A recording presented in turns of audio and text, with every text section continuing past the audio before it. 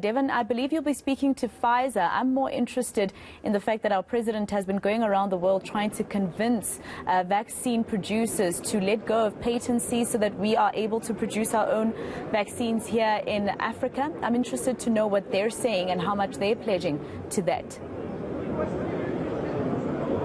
Yeah, well, we're going to check. Good afternoon. We're going to get to speak to Pfizer a little later in the afternoon because of the commitment. But let's just touch on exactly what you spoke about. President Cyril Ramaphosa today selling South Africa, essentially. He wants to move that 770-odd billion rand that he's accumulated already to the 1.2 trillion rand target. So what did he do this morning when he opened up?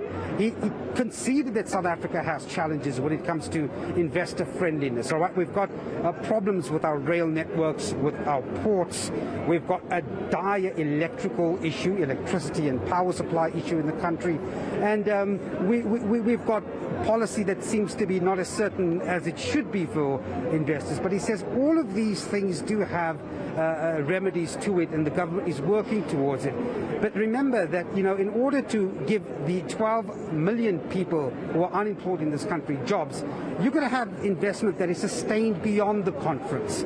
And that's going to be something a bit more challenging for us to clutch onto as the years unfold. The African Development Bank today giving South Africa 42 million rand or thereabout for projects in the energy transition phase. I want to bring in the CEO of Business Leadership South Africa, Busi Mavuso, to get a sense of this. I mean, look, Busi, we've been here for 4 years. It started in 2018. We've had promises. We know what the president's target is.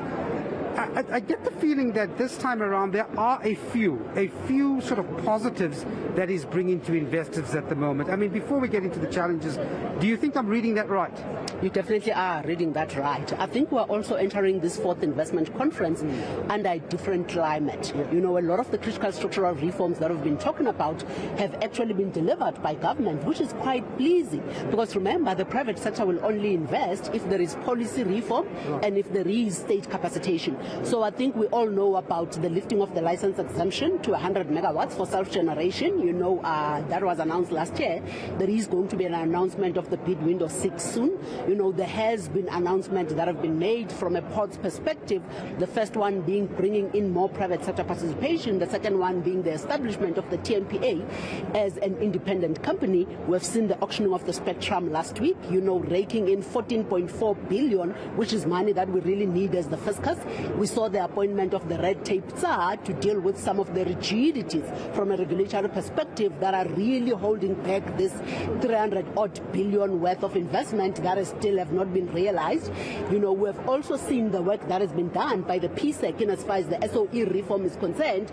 We know that Eskom has now established an independent transmission company. So, Devon, I think there is no arguing that government has really done a lot. But what's interesting for me, I'm also seeing an emergence of a pro-business ideological shift, you know, which is an acknowledgement by government that they cannot do this alone, that they need the skills, the expertise, the know-how, the knowledge that resides within the private sector. So I think the message that the president has been punting all along to allow business to come to the party and assist with this notion of a capable state seemingly is being realized, and it has cascaded down to all the other departments, which is very pleasing to observe from a business perspective. At the same time, while we acknowledge those positives, you have a situation in the country where our GDP to investment is sitting at 14%. Now, Busi, any country that wants to create jobs will have to take that to 25 to 30%, all right?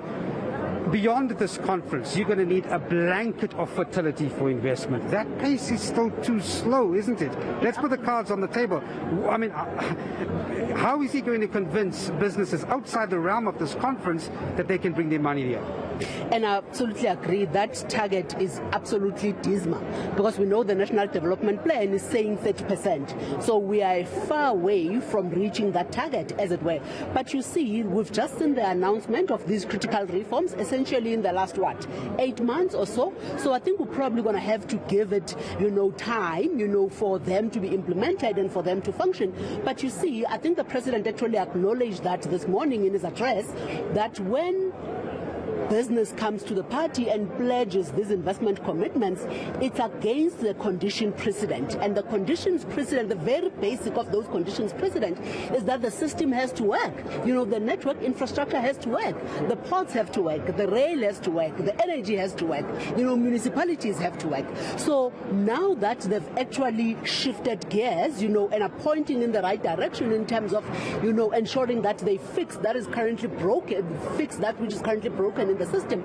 Let's see, you know, if business will definitely come to. Look, capital is like water, Devon. It will always follow the path of least resistance. So if South Africa is going to make it difficult for investors to land here, then there's other gateways to the African continent. There is Kenya, there is Ghana, there is, you know, so I think there needs to be that appreciation. That agency is actually going to be critical in how we move on from here. I'm going to ask you, as a business leader in a very strong institution, when you have an average person watching television, seeing these news numbers, these huge, big pledge numbers on the screen, and go, well, when am I getting a job? Because 45 billion rand is impressive, but I'm still without work. How does that work? How do you tell that story to the average person? It's actually very difficult, because those are just numbers on paper from where we are sitting.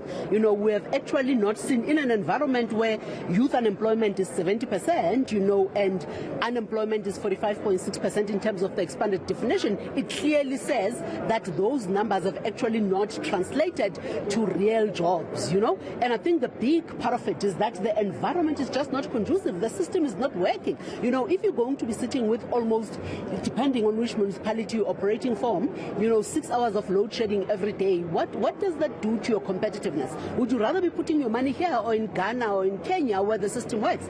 If you actually have to export and import, you know, from Maputo when you're sitting in South Africa, because the Durban ports are dysfunctional, you know, those are your answers. You know, the reason why this is not translating into jobs, it's because the Maputo people are getting the jobs, you know, because that is where the consignment is going, and businesses have to spend more money to bring that consignment back into South Africa. So these are real challenges that government is going to have to be awoken to. You know, they have to realize, you know, that the pledges and people standing on podiums is just theatrics. You know, what is going to be important is what do they do to actually deliver on some of those commitments, so that you can see investment really trickling in and that being converted into jobs. Ramaphosa from the BLSA, thanks very much indeed for talking to us. Well, there you have it.